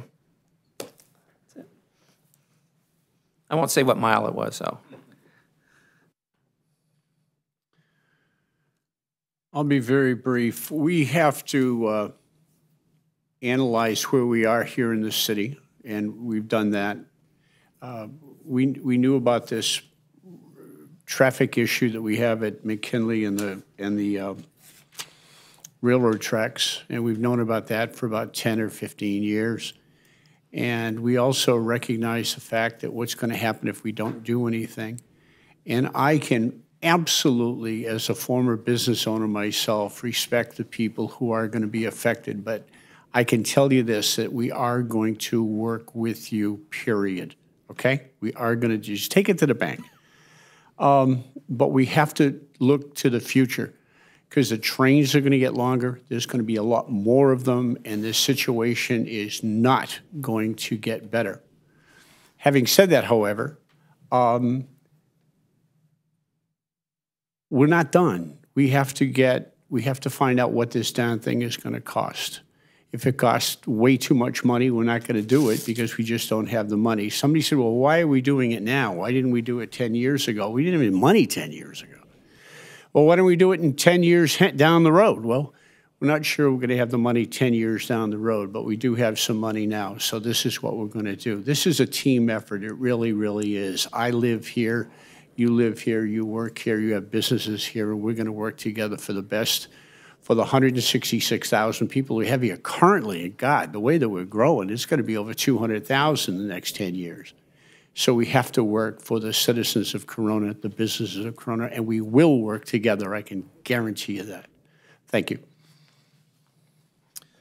Just two items this evening. First off, I had the opportunity to attend the Corona History Association presentation conducted by Don Williamson and Jim Pauley in regards to the downtown urban redevelopment during the late 60s and early 70s. And I'm glad we got that recorded because Jim Pauley, I think he's 91 right now, and he had a business downtown during the whole thing. And it was just very interesting, and I've been here since '68. It was just very interesting to listen to his perspective and to hear his comments regarding other people that had businesses in the area. It was just truly fascinating. So I thank both Jim and Don and the Corona History Association for putting that on. And then the other thing I wanted to comment about is that there is a comedy show coming up this weekend, Clean Comedy, hosted by Crystal Roses. And Crystal Roses may be an organization that you're not familiar with. It is a local nonprofit, and they focus on helping families who have members of their family that have cancer. So they're trying to help not only the cancer individual, but also spouses and children, and they try to provide comfort to those families. The comedy show is going to be $25 at the door and $20 if you get your tickets in advance. Contact me if you're trying to get tickets. I'm not selling them, but I can hook you up. Or they do have a Facebook page, Crystal Roses, and I'm sure you can Google them. I don't have the website right offhand. But again, that's Clean Comedy this Saturday, 7 p.m. And they started last year with this comedy show, and I am proud to say that last year when they started it, they initiated what is the D. Scott Advocacy Award for Youth. And since my wife passed away last February from pancreatic cancer, I'm honored that they named it after her. They've since expanded it to where they have younger children and then slightly older teen age kids. So there are now 2 of these awards that will be given out to teens that are working as part of their new youth advisory group to assist and become involved in helping families with members that have cancer. So look up Crystal Roses, and it's a privilege to be working with them. Thank you.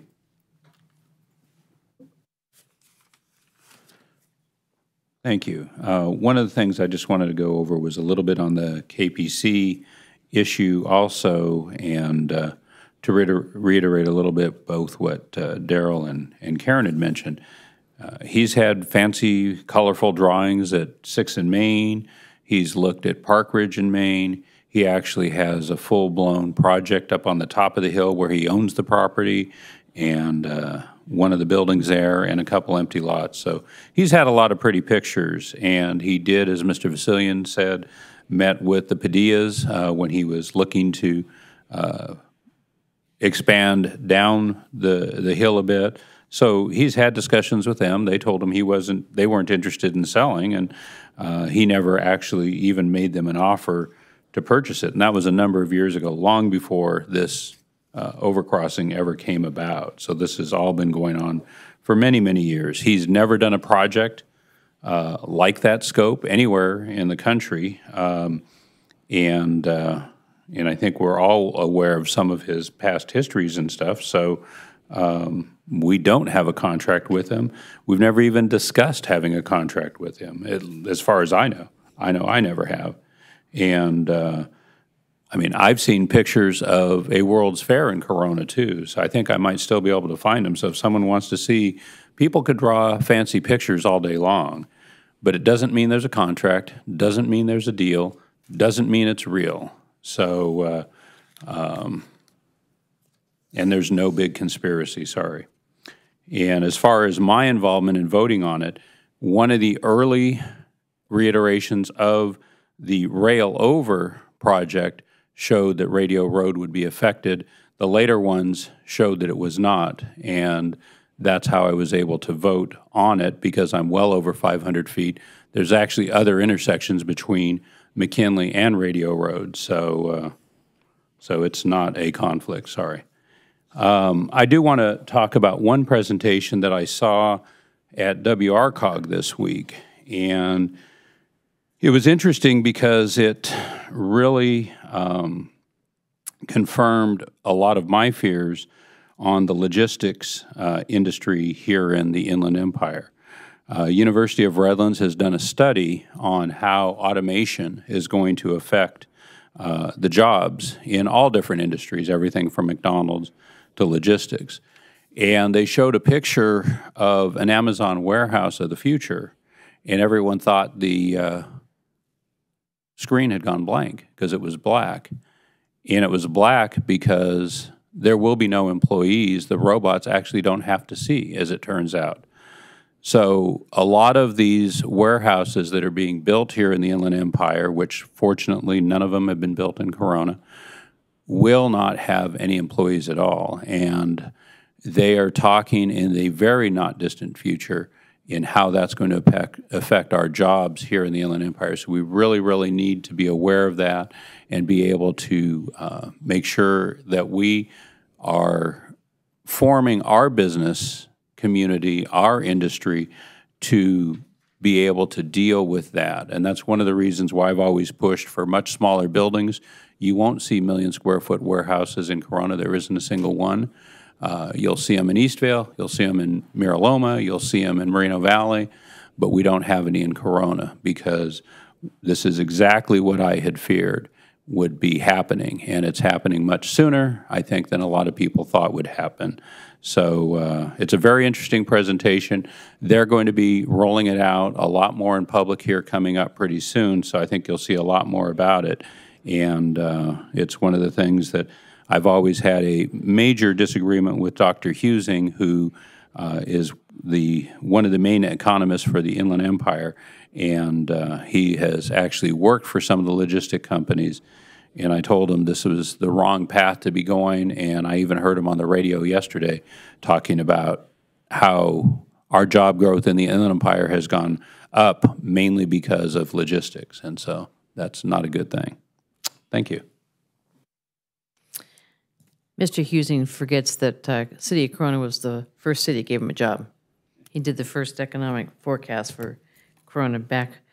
I think Andrea Puga was the one that was responsible for that one. So we have this weekend, you already heard from Mr. Scott about the Crystal Roses, but there are several events all on Saturday and Sunday. There's several events.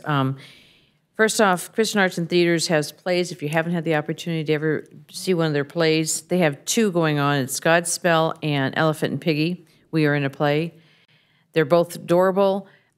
Check their website. As I said, CAT, Christian Arts and Theater. If you haven't seen them, please take the time. Saturday morning is the annual Community Health Free Screening Day, and it's at Corona High School from 8 to 2. It's a program that's put on by the community involving with the high school. Also, we have Run for Kids over at Auburndale from 9 to 4. It's involved with the 100 Mile Club.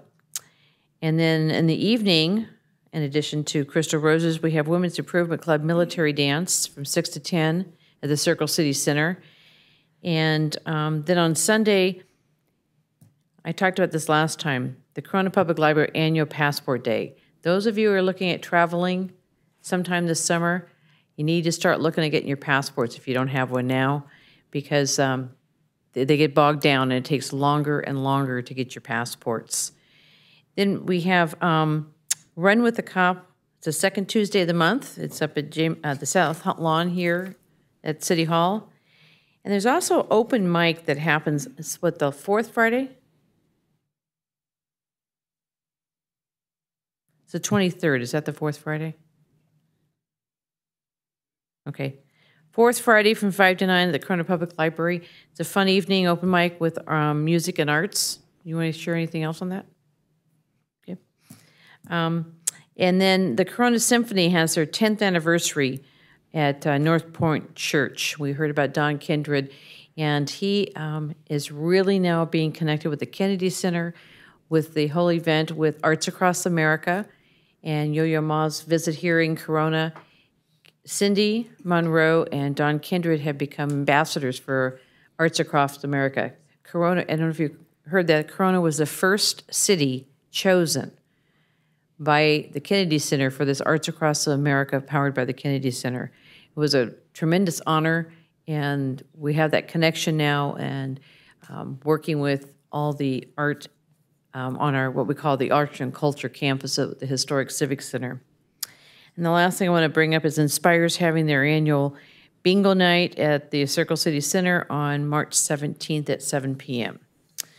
I do want to share we had the loss of longtime city employee, John Torres, passed away.